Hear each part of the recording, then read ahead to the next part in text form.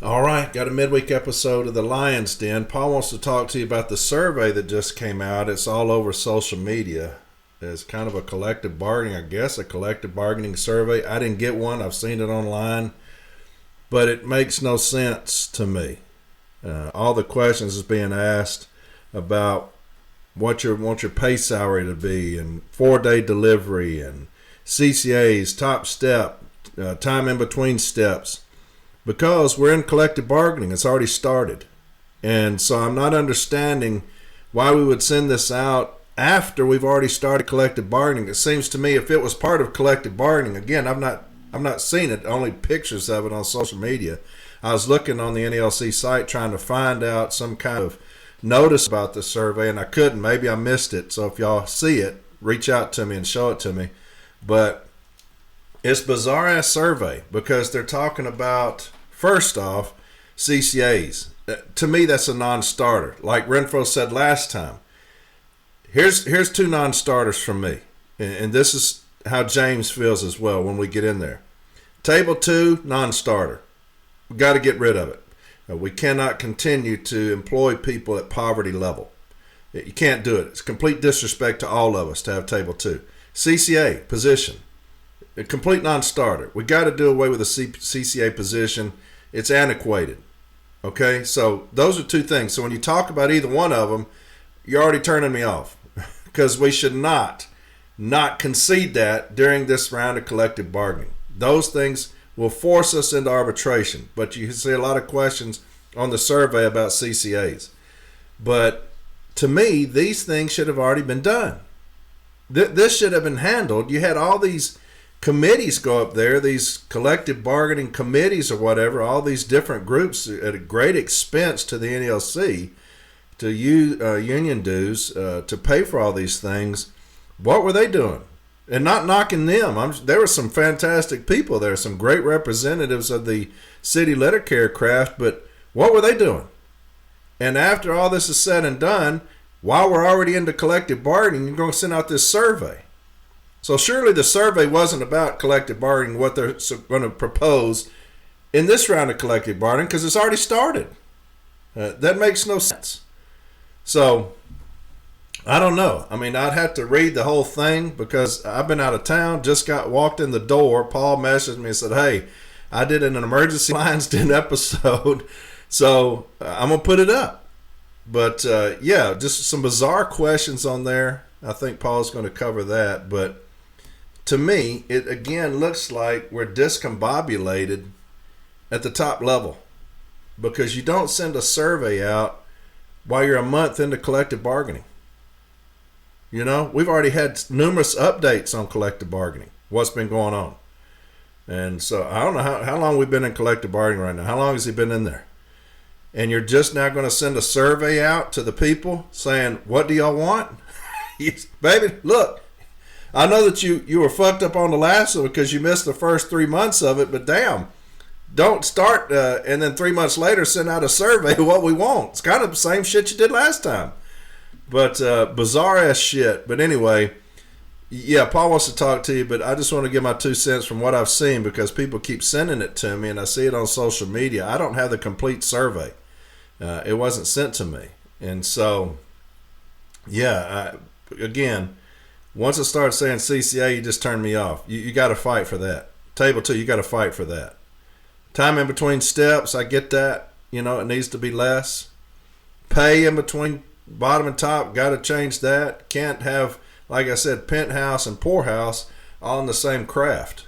And we do. And we're disrespecting those that do just as much as work as we do. They're out there in the summer heat, just like we are. They work on Sundays, which we don't. And so you cannot continue to disrespect a portion of our craft. And that's what that is. The survey was disrespectful. When you start talking about CCAs, how much you want, you got to fight for them.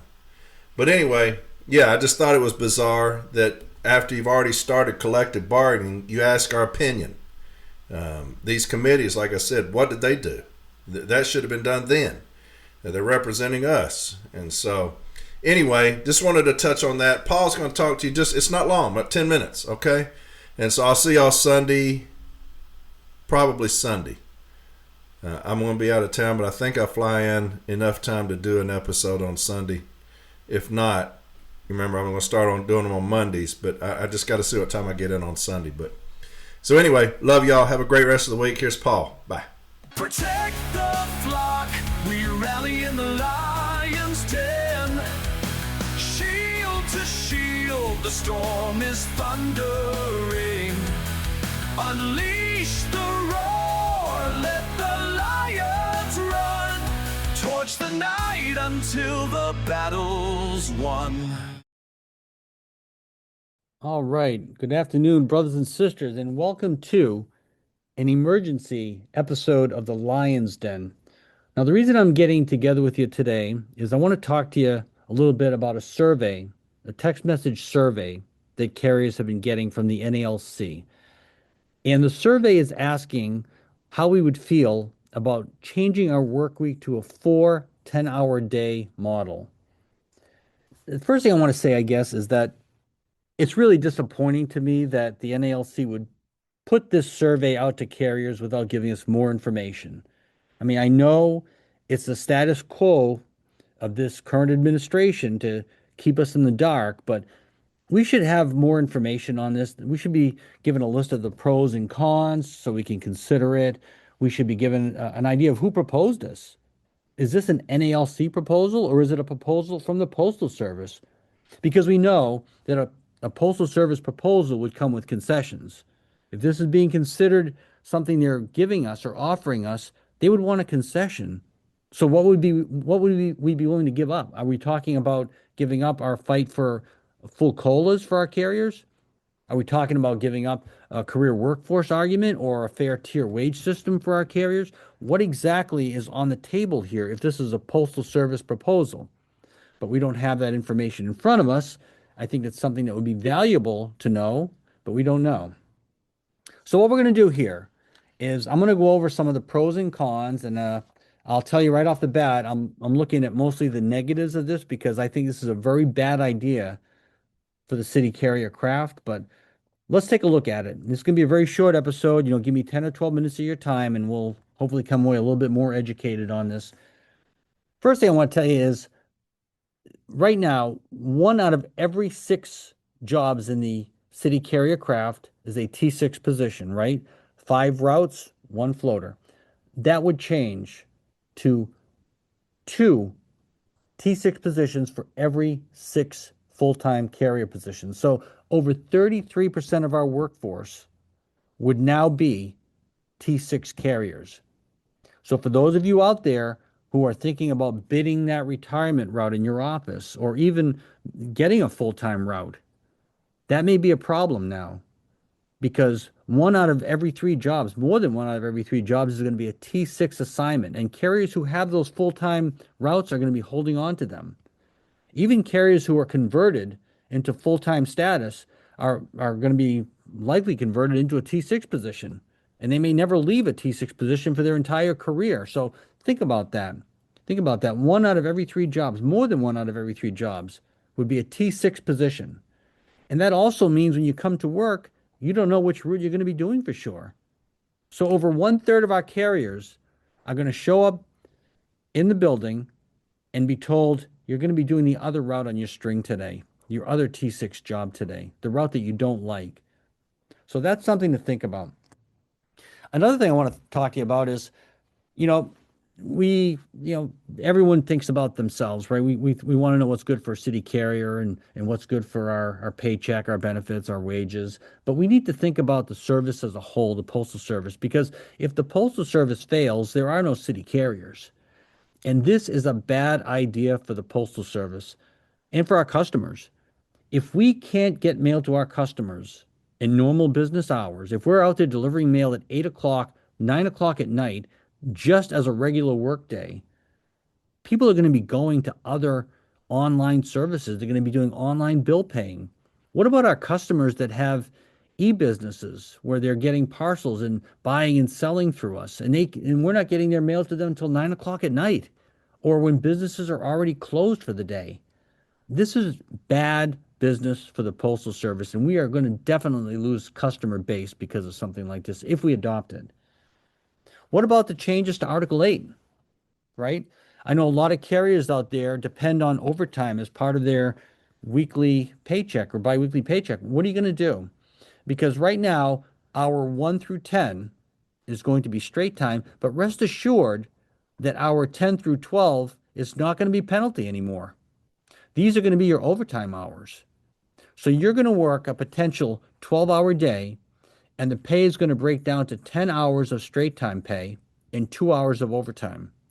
That is a huge financial hit for a regular workday, a 12-hour workday for a city carrier.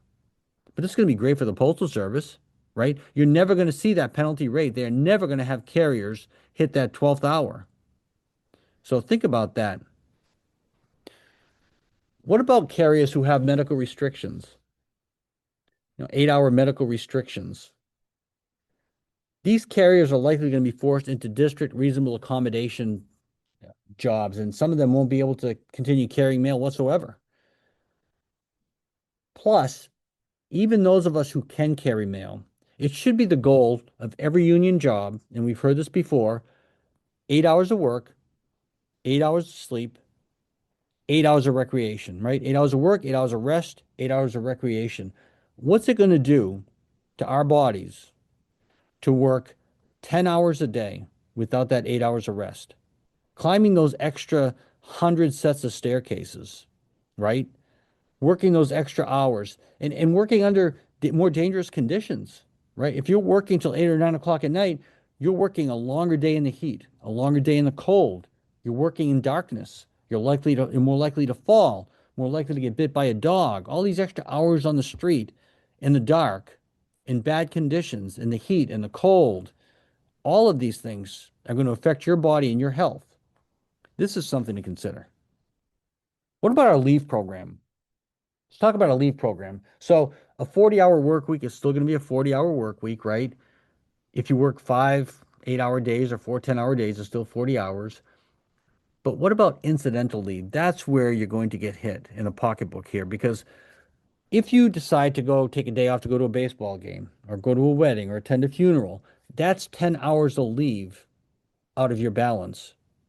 4 days, 4 incidental leave days, and you've lost a week of vacation time. That's going to build up pretty quickly. And this is even more evident if you look at our sick leave program, because right now every career carrier gets 13 paid sick days per year, right? 13 8-hour sick days. When a workday becomes 10 hours, you're not going to get 13 paid days anymore. You're going to get 10 paid sick days per year. Now, we can't control when we get sick, but right now, you're going to get reduced days to actually take care of yourself when you are sick. And how does that affect FMLA? We have a certain amount of FMLA hours. Well, now every day is going to be 10 hours off of that balance. Dependent care, the same thing. You have a certain amount of hours, right? That's going to be reduced every time you use 1 day of dependent care. And the last thing I want to talk about to you, brothers and sisters, is only a fool would not see this as an opportunity by the Postal Service to go after reduced delivery days. They're already going to be halfway there. If we have 4 delivery days for a letter carrier and 1 T6 for that route, that's 5 days. All they have to do is reduce that last T6 is covering another position by attrition or just by bargaining and saying, we're already there. Our customers are already used to this. We have to be careful here, brothers and sisters. This is opening the door. We've already heard our Postmaster General tell us that that is part of his plan to reduce delivery days and service to our customers. We don't want to walk into that trap. And I think it's very short-sighted for the NALC to even accept this on the table, knowing full well that the Postmaster General has already discussed reducing our delivery days. This is dangerous, dangerous territory for the city carrier craft. So that's what I'm going to leave you with. I just wanted to give you some talking points so that you at least have an informed decision to make if you answer this survey. But I'll tell you again, I'm really disappointed in our national leadership for putting this in front of you without more information, without more facts.